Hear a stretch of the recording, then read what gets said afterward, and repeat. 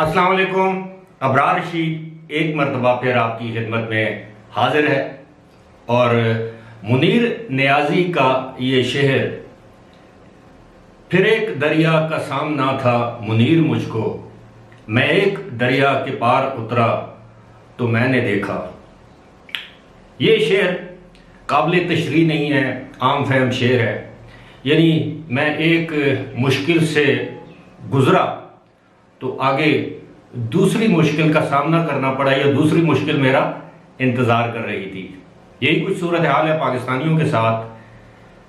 ویزے کی مشکلات سے نکلتے ہیں، فلائٹس کی پابندیوں کا سامنا کرنا پڑتا ہے، فلائٹس کی پابندیاں ہٹتی ہیں تو ویزے بند کر دیے جاتے ہیں. اب ایک اور پابندی کے چرچے ہو رہے ہیں وہاں کی گورنمنٹ نے. یہ غیر مصدقہ خبر ہے، مصدقہ نہیں ہے، اللہ کرے یہ خبر غلط ہو، لیکن یہ خبر گرم ہے. لیکن یہ خبر شیئر کرنے سے پہلے ایک دلچسپ سزا کی جانب آپ کی توجہ دلاؤں گا. اور یہ سزا دی ہے ابوظہبی کی ایک عدالت نے 5 افراد کو جو کہ گاڑی انتہائی تیز رفتار اور خطرناک انداز میں چلا رہے تھے.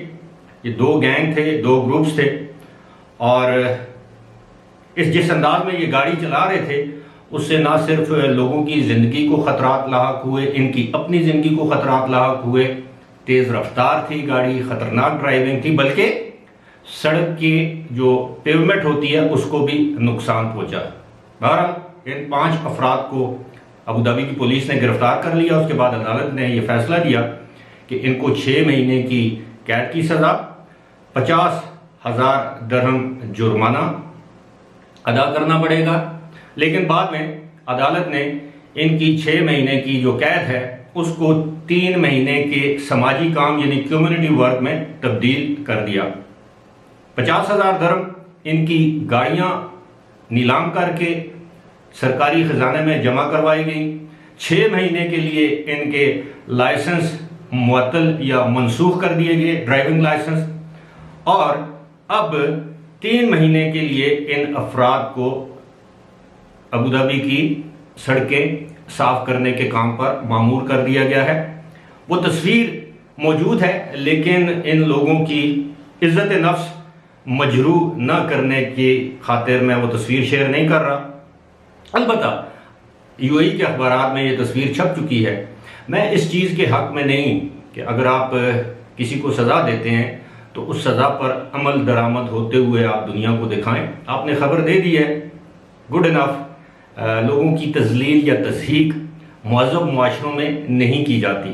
البتہ میں اس بات سے خوش ہوں کہ ان افراد کو ان کے کیے کی اچھی سزا دی گئی، کمیونٹی ورک پر لگایا گیا. سڑکیں صاف کرنا کوئی میں سمجھتا ہوں کوئی اتنا جسے کہتے ہیں کہ معیوب فعل بھی نہیں ہے. یورپ میں ہم نے دیکھا ہے کہ لوگ اپنے ڈرائی ویز خود صاف کرتے ہیں، اپنے گھروں کو صاف کرتے ہیں، اپنی ٹوائلٹس کو خود صاف کرتے ہیں. اس میں وہ آر محسوس نہیں کرتے. اور یہاں تک کہ جو سڑکیں صاف کرنے والے لوگ ہیں ان کو بھی عزت اور احترام کی نگاہ سے دیکھا جاتا ہے. بدقسمتی سے ہمارے معاشرے میں سڑکیں صاف کرنا صرف یہ سمجھا جاتا ہے کہ یہ خاک خروبوں کا کام ہے.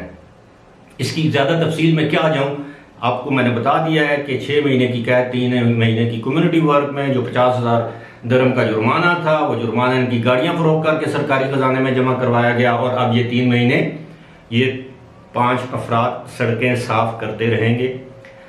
اب آتے ہیں اپنے اصل موضوع کی جانب. اور اس موضوع کے لیے آج میں نے منیر نیازی مرحوم کے شعر کا انتخاب کیا تھا.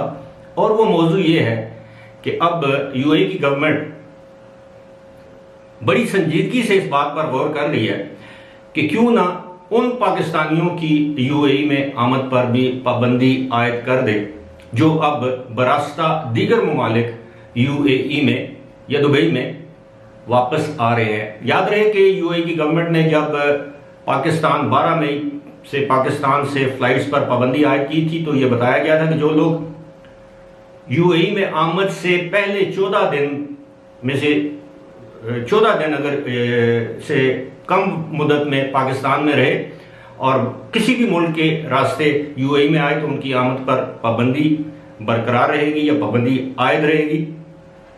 لیکن یہ کہا گیا کہ اگر کوئی شخص کسی دوسرے ملک میں جاتا ہے اور 14 دن کا کوارنٹین یا 15 دن گزار کے پھر ٹیسٹ کروا کے UAE آتا ہے تو اس کو داخلے کی اجازت دی جائے گی۔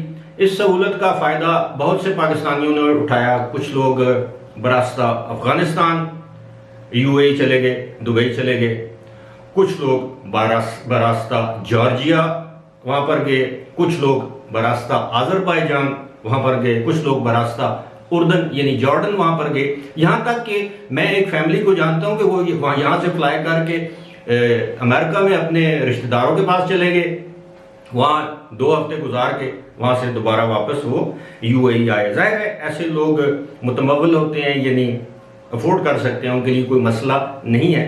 لیکن اب یہ بڑی سنجیدگی سے سوچا جا رہا ہے UAE میں کہ یہ اس راستے کو بھی بند کرنا چاہیے کہ ایسا تو نہیں کہ وہاں پہ جا کر لوگ کوئی ہینکی پینکی کریں یا کوئی انڈر دی ٹیبل کو ڈیل کر کے، حالانکہ ایسا ممکن ہے نہیں، کیونکہ آپ کے پاسپورٹ پر پاکستان سے ایگزٹ کی سٹیمپ بھی ہوتی ہے، دوسرے ملک میں انٹری کی سٹیمپ ہوتی ہے، پھر دوسرے ملک کی ایگزٹ کی سٹیمپ ہوتی ہے، آپ کے پاس کووڈ-19 کے جو ٹیسٹ ہیں PCR ٹیسٹ ان کی سرٹیفکیشن ہوتی ہے، اور یہ ساری چیزیں آج کل جو ہے وہ فیک طریقے سے نہیں بنائی جا سکتی۔ اور اگر کوئی اس طرح کی فیک ایکٹیویٹی کرتا ہے، کوئی 2 نمبر ڈاکومنٹ تیار کرتا ہے، تو وہ فوری طور پر پکڑا بھی جاتا ہے، اور ایسے لوگوں کو دنیا کے تمام ممالک فوری طور پر ڈیپورٹ بھی کر دیتے ہیں۔